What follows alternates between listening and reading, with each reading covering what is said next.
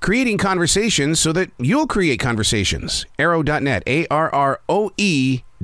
All right, let's do it. Let's play it forward. These are real people, real stories, the struggle to play it forward. Episode number 490 is with Char Margolis, the author of You Are a Psychic. I'm great. So nice to meet you, Arrow. How are you? Yeah, I'm doing fantastic. I'm sitting right in the middle of a beautiful forest here in North Carolina, and that's what I love about modern day technology is that we can be anywhere we want to be, and it's just like what you're putting in your book. You are a psychic. Bring your energy forward. I believe everyone is intuitive. Everybody is guided.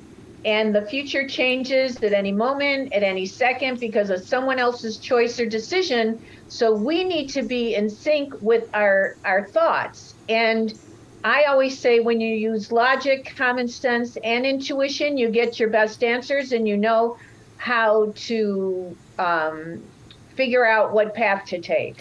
One of the things that hit me while daily writing this morning was, and I've never spoken this before, but maybe you can get me in on it, and maybe psychologically you were talking to me, and that is the factor of awareness. Is that not one of the things that you talk about?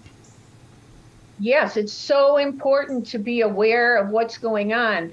I mean, also our loved ones who have crossed over to the other side come and visit us, and they come with symbols and in other ways. Like some people are thinking of their loved one, their mother, their father, their child, their sibling, and they think, I wonder what their symbol is, and all of a sudden a bunch of butterflies come around, or dragonflies, yep, or ladybugs or something.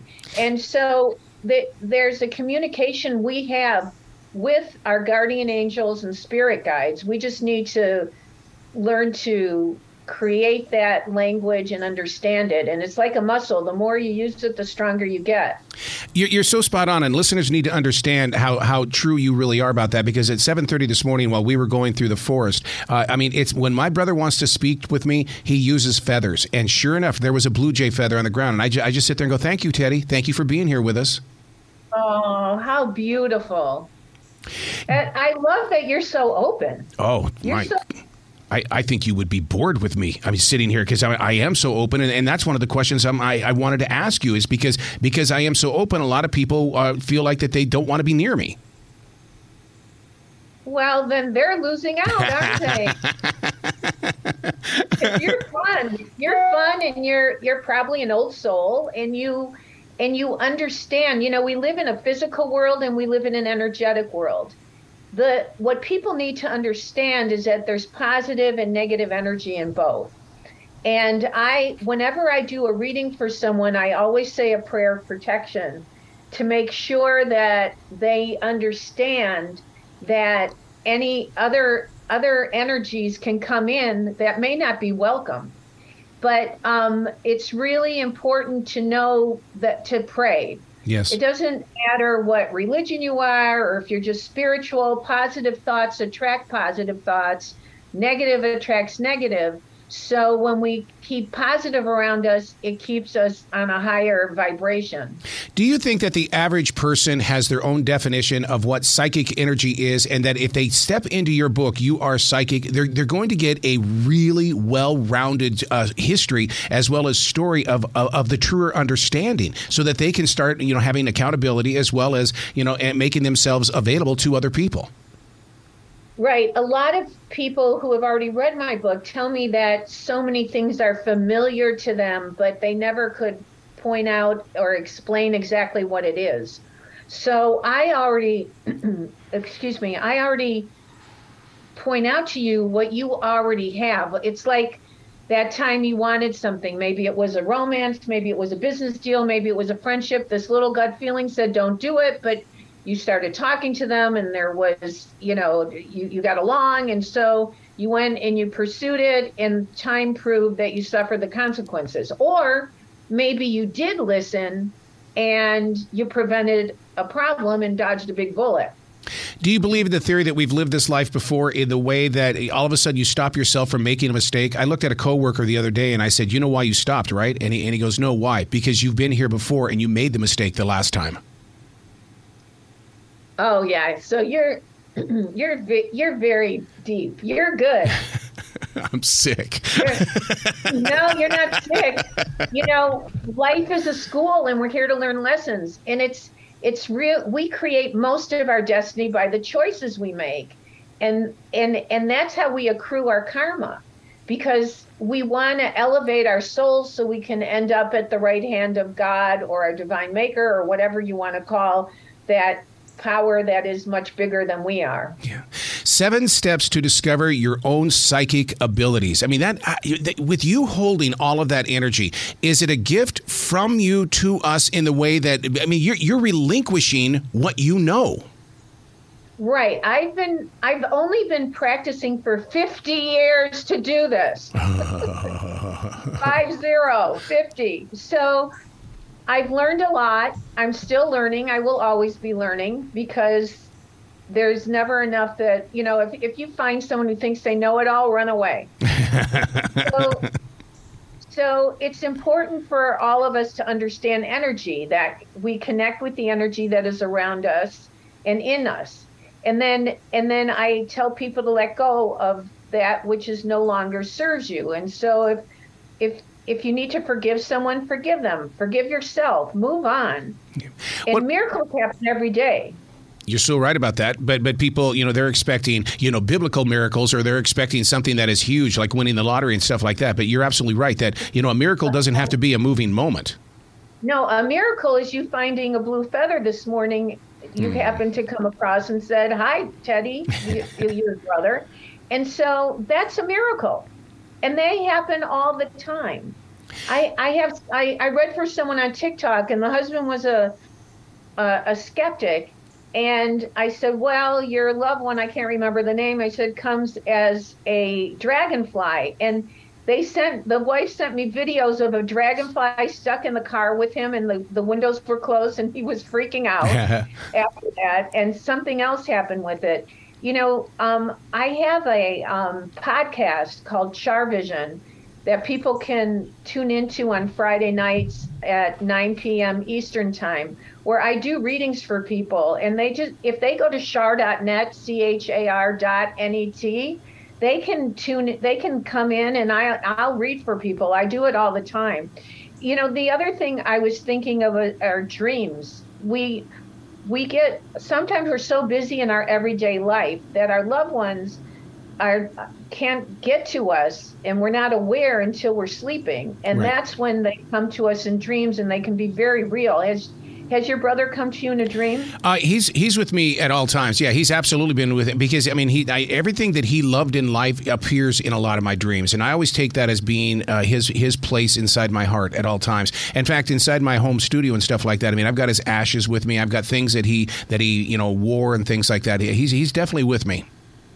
Wow, that's pretty incredible. And does he work with the electrical things that make the lights go on and off, or music come on, or? I that's something for me to become aware about, because it's because I'm so in tune with what he loved in life that when I see things like that, I just know he's present. And so, but I'll definitely look at because I got to tell you, I sit there and I'll tell my wife, there's a ghost in this house, and you're absolutely right. That really could be him just visiting. And so I'll sit there and I'll say, okay, well, whoever is here, you can stay, but the rule is there will be no damage. You cannot bring any darkness. What's great about you is that you're so open. There are some people who live in fear. And when people live in fear, they're never going to know when their intuition is kicking in, because they're not going to be tipped off. They're going to be scared their whole life. But the opposite of fear is love and faith. When you have love and faith, which you do, you will be tipped off all the time. The universe always tips us off to prevent problems and attain goals. But Char, that love and faith that you speak of, that's 28 years of daily writing. I write in the morning, I write all day. That's being in tune with the energy and the universe around me. And like you said, you have busted tail to get where you are. It is not an easy job. No, it's an uphill climb. You know why? Because there's positive and negative energies in the spirit world. And that's why I encourage everyone to put themselves in the white light of protection, and then I guide people to go into an egg and close it up in the the shell of the egg is a mirror. So anything dark or negative at them, coming at them, will go back to where it came from. Because that's why I say a prayer of protection before I do this. People need to understand that, Gandhi did not go to when Gandhi crossed over, he didn't go to the same place as Hitler went to. Right. Or, and also, Mother Teresa went to a good place, I'm sure. So it's really a journey that we all take, this school of life that takes us to hopefully a higher level where we end up at the right hand of God. Isn't that what Hinduism is? I mean, because so I have a lot of Hindu friends, and they talk about their families are at different levels and things like that. Yeah, I call it different neighborhoods. Yeah. Yep. Because I truly believe some people are looking up at us. Yeah. So what is your psychic tuning fork? I know that what I need to listen to when I need to focus in, and what I listen to is no digital devices, nothing on. I've got to be in the presence of silence so I can tune myself in. Mm-hmm. Well, that makes good sense. I like to be in nature. Mm-hmm. I like to have quiet around me as well. But I also have, read for people in audiences on Dr. Phil and Dr. Oz and the Today Show and, and Kelly and Ryan. I mean, I predicted Kelly Ripa's pregnancy when she was auditioning for the show, and her bosses didn't even know, and it was live with Regis. And she always tells me that she thinks it's because of me that she got the job. So when I tune in, I just go to a different place in my head, and I let my mind go blank, and I am a conduit. So I allow the spirits to come in. It's like her grandmother, I said, there's an E, and she goes, yes. I said, it's Esther. She goes, yes. And I said, there's a D initial. She said, and it turned out her grandmother's name was Esther, holding a baby. And I said, well, I know you just had a baby, but are you pregnant? And she goes, oh my God, my bosses don't even know. But then the next time I did the show, she came up to me and she said, you kept saying the word D. Well, her nickname was D. And I said, well, there you go. Your grandma was, adamant about getting through to you to let you know that she's, looking over you guys. I love that you're so open. That's the thing about it as well. I mean, and it really does take an openness that a lot of people do not understand. How were you able to explain this to your parents, knowing that you were going to change people's lives on the other side, just like Kelly?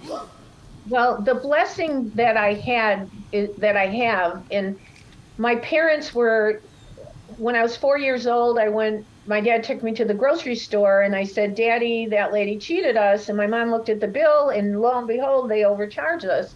And then but they listened to me. And then 2 weeks later, Mom took me to lunch, and the woman brought the bill. And I said, Mommy, I think that lady cheated us. And she looked at the bill, and she overcharged us 10 cents. Well, 10 cents a long time ago was, like $1. It was. So they never said stop making up stories, stop lying. And I saw a spirit at the foot of my bed when I was 8 years old, and our house had been broken into 2 weeks before that. And I had it all figured out that the people who broke into our house were living in the crawl space attic in my bedroom. And when I woke up, there was a spirit in rags, and I could see through him. And he had a pouch, and he put his hand in the pouch and sprinkled all these gold lights on me. As they landed on me, they evaporated. And I went the next morning. I said, Mommy, the burglars were here again tonight. And without skipping a beat, my mother said, oh, no, honey, that's just the Sandman. What? And there was an old song called Mr. Sandman. And so I went, I guess there's a song about it, so there must be a Sandman. Oh my God! This will show you how much of a freak I am. I wanted to sit in the same closet where my wife's mother was murdered, and I wrote, and I just, because I wanted to listen. I felt like that her spirit was there, and I invited her home. It was time to get her out of that closet and to come home. That's profound. Wow. And profound. But because I don't have a fear of transitioning, and I think you understand what I mean by that. I don't want to say the D word. I just don't have a fear of the transition. Yeah, well, it's not goodbye. It's see you later. Yeah, so true. Right? So when you put a book like You Are Psychic together, how, because I'm a writer and I know the energy that goes into the pages, you have to be seeing the people that you're going to be reaching. And I always leave little notes, dear future reader. Oh, that's really great. You know what? I just as when I do my readings, it's downloaded into me, the information, and I just write I just wrote on the page. To tell you the truth, I think this is like my 6th book, and it's the first, well, actually the second one I wrote by myself, but the other one was just, quotes. But this is really the first long book I wrote by myself without a ghostwriter. Wow. It was crazy. You brought up something I have heard now. This is like in less than a week. I've heard downloading, because Tamus Stedman, he creates guitars because he believes the universe is speaking to him. All he talked about during that conversation was things are being downloaded. Now you're bringing up downloaded. I'm going to have to incorporate this into my life now because I've heard it twice. Well, then there's a reason why you're being, given that information so you can have the wisdom downloaded into you. And I have to go back to this thing about you and your helping your mother-in-law who was murdered, because you probably saved her and released her from being in that dark, negative energy, and so she could be free in the spirit world in a higher place, because I can't imagine having a tragedy like that. Oh my. Well, my wife is sitting right here with me, and to hear you speak like this, you're right. It was one of those things where nobody that we knew lived in that house. We knocked on the door and asked to go sit in there. Oh my gosh, that's amazing. Her mother was a beautiful writer. She wrote poetry and stuff like that. Well, all of a sudden at home, what did I do? I started writing. Wow. But see, you get it. Where if I were sitting here with any coworkers in radio, they'd go, "Oh my God, you're such a freak. Get away." Well, that's because they're too much of the material world. Right. When we cross over, it doesn't matter how rich we are, how famous we are, how good we look. It's about our deeds. And you're not only trying to bring wisdom to the people on the earth, you're helping the spirits. Oh. You're helping, imagine being a spirit and trying to communicate and nobody's listening. Yeah. That would have to be extremely frustrating. That's why I like doing what I do, because I help translate the information to those people who are living.